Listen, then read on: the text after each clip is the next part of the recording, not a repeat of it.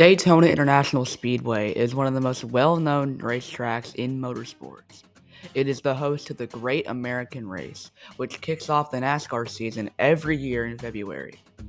Now, why is this such a popular track, you may ask? Well, one of the reasons is kind of the whole point of this video: the crashes. Crashing is one of the things that defines NASCAR. I mean, there are several crash compilations on YouTube with millions of views, and many tracks have wild wrecks, Daytona being no exception, as over the years there have been a lot of huge wrecks.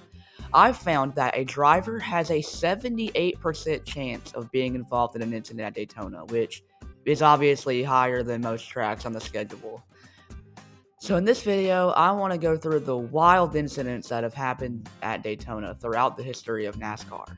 So strap in, this is going to be a wild ride, literally. We're going to start this off with a tragedy. In 1993, during a practice session for the Daytona 500, there's actually no footage of this wreck, but apparently Bonnet's car flipped into the air, then violently rolled over, which had unfortunately ended his life due to multiple head injuries. Rest in peace, Neil Bonnet. We will never forget you.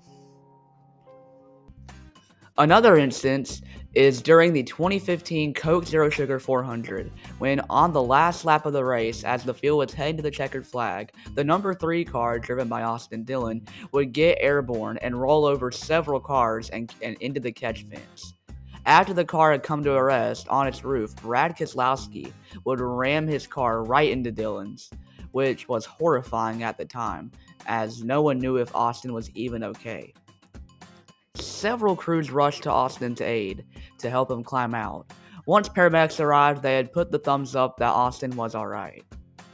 Sadly though, this wreck injured a fan in the stands, but luckily they weren't too severe, so he was released from the hospital shortly afterward. One of the most recent events occurred during the 2020 Daytona 500, when on the final lap, as the field was heading to the checkered flag again, it was a dash between drivers Denny Hamlin, Ryan Blaney, and Ryan Newman. As they exit turn 4 and were approaching to the line, Blaney tried to get to Newman's outside, so Newman went up to block. But then as he blocked, his car turned hard and collided with the outside wall. The impact made his car get airborne and sideways. Then Corey LaJoie in the 32 smashed head-on into the side of Newman's car, which caused him to go up into the air and barrel rolled down the front stretch, before ultimately stopping on his roof.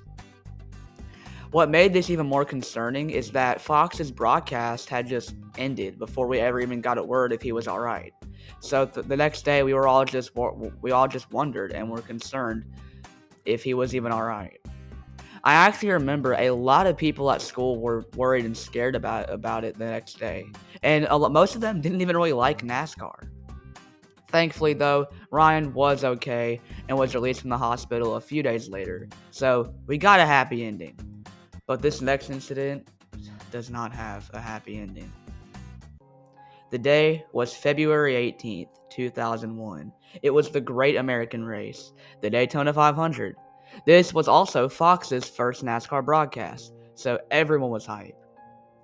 As the race had gone on, it was business as usual.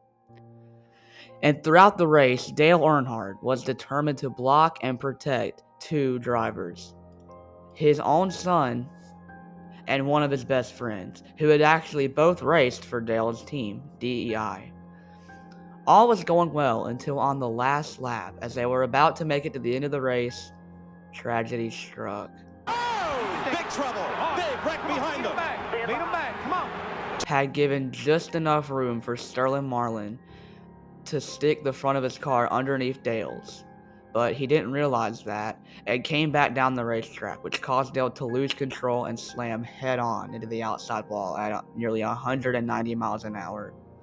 He was immediately transported to the hospital, where he was pronounced dead. To this day, this event has gone down as the saddest day in the history of the sport. Many which claim that this was actually the day that NASCAR had died, and that the sport was never the same. To this day, we still remember Dale and his legacy. So rest in peace to one of the GOATs.